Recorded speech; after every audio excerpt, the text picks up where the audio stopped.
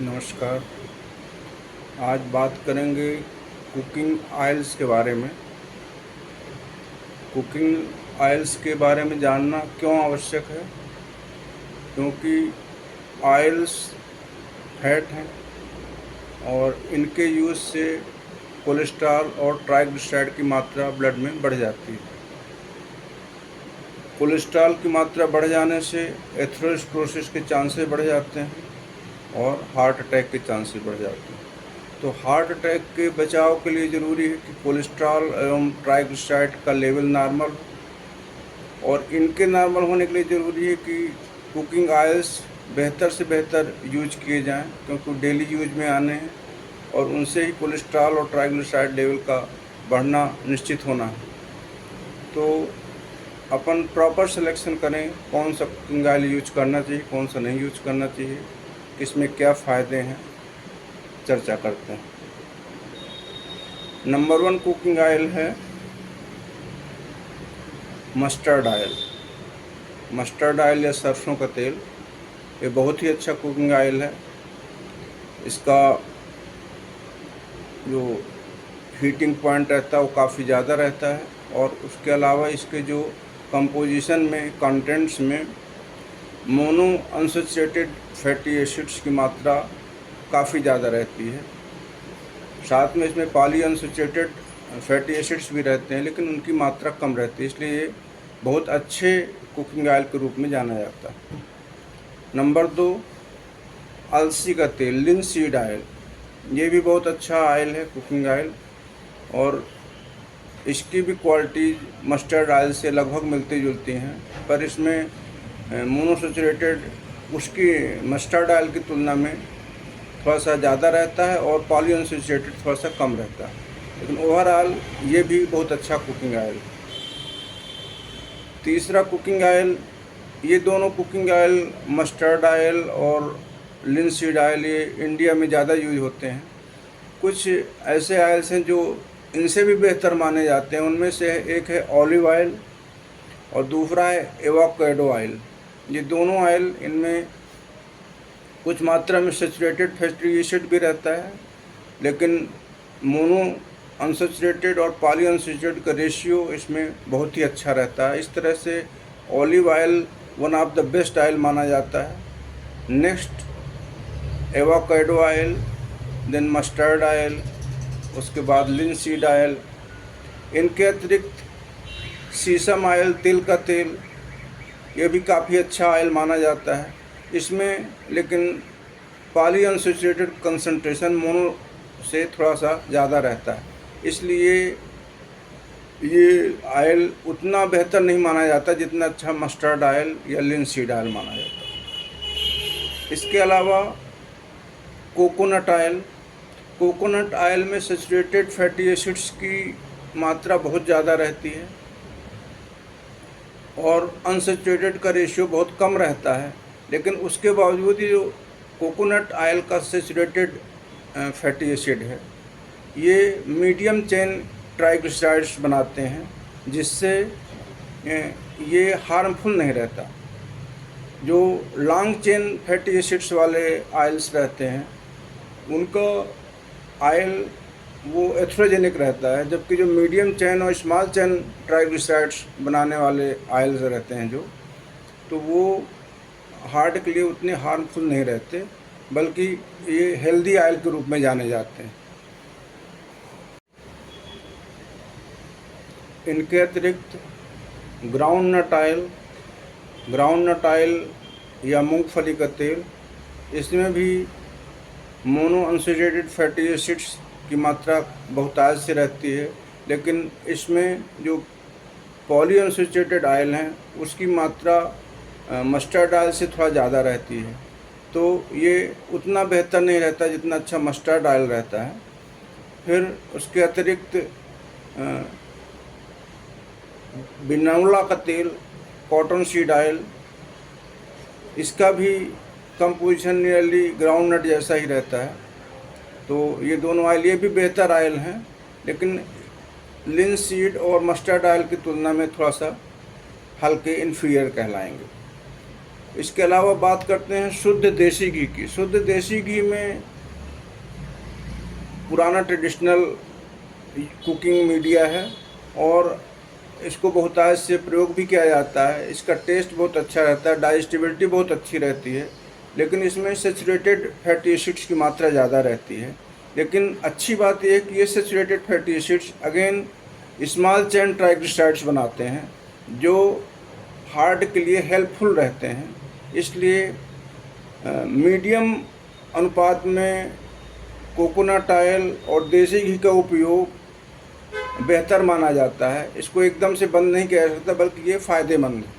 लेकिन अत्यधिक यूज इसका भी एथ्रोजेनिक रहता है और ये हार्ट ब्लॉकेज एथ्रोजेनिस को बढ़ा सकता है, एथ्रोजेनेसिस को। इसलिए इसका उपयोग बहुत मॉडरेशन में करना चाहिए। कोकोनट ऑयल का भी, देसी घी का, दोनों लगभग एक जैसे प्रोडक्ट हैं।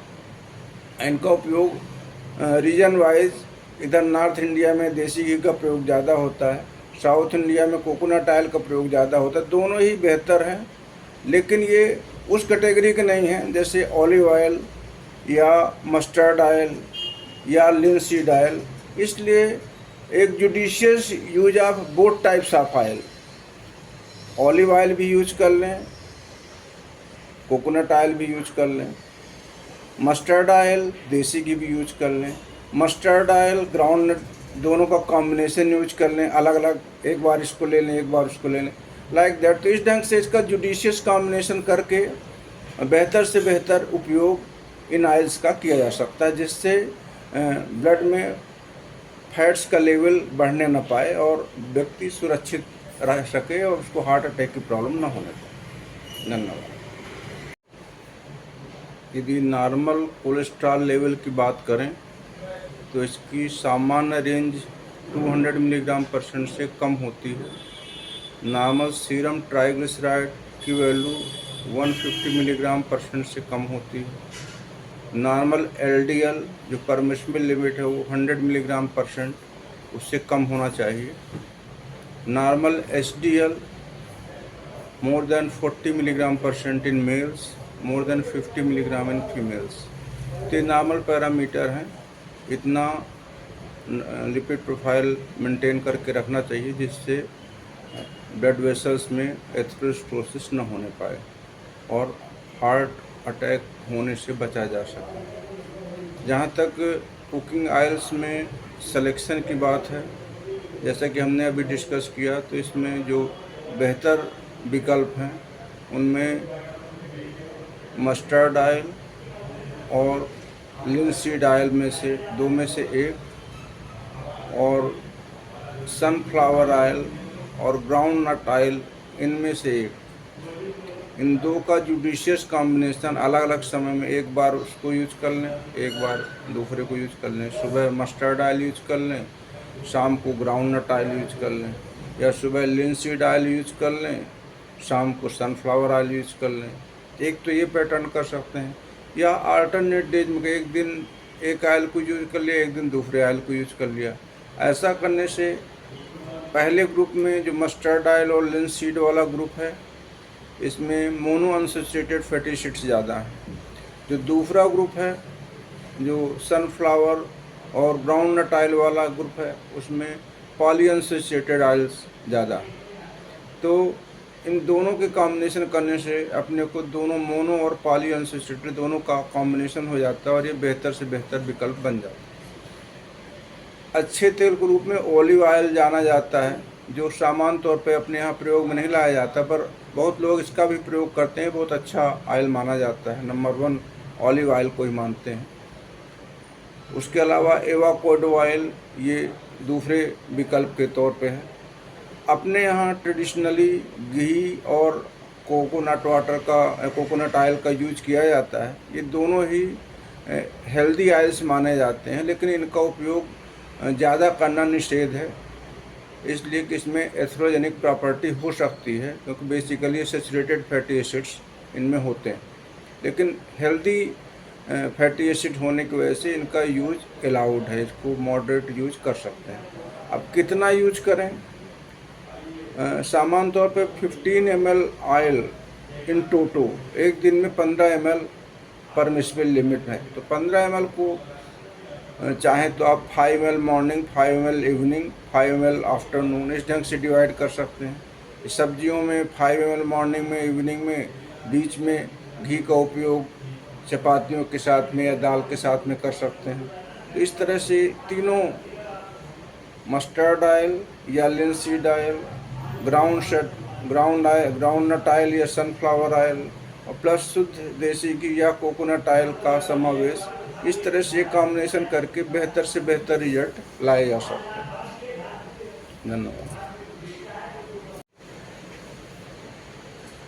मार्केट में कुछ ऐसे तेल भी हैं जैसे वेजिटेबल ऑयल, वनस्पति ऑयल, पाम ऑयल, जिनमें सैचुरेटेड फैटी एसिड्स की मात्रा बहुत ज़्यादा रहती है और अनसैचुरेटेड फैटी एसिड्स बहुत कम मात्रा में रहते हैं।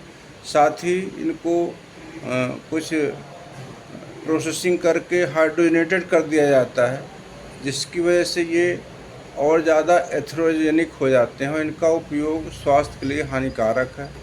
इनका प्रयोग बहुत लिमिटेड या कदापि नहीं करना चाहिए, लिमिटेड क्या बिल्कुल ही नहीं करना चाहिए, क्योंकि ये निश्चित तौर पे कोलेस्ट्रॉल को बढ़ाते हैं और इनसे बहुतायत से हार्ट अटैक के केसेस हो सकते हैं।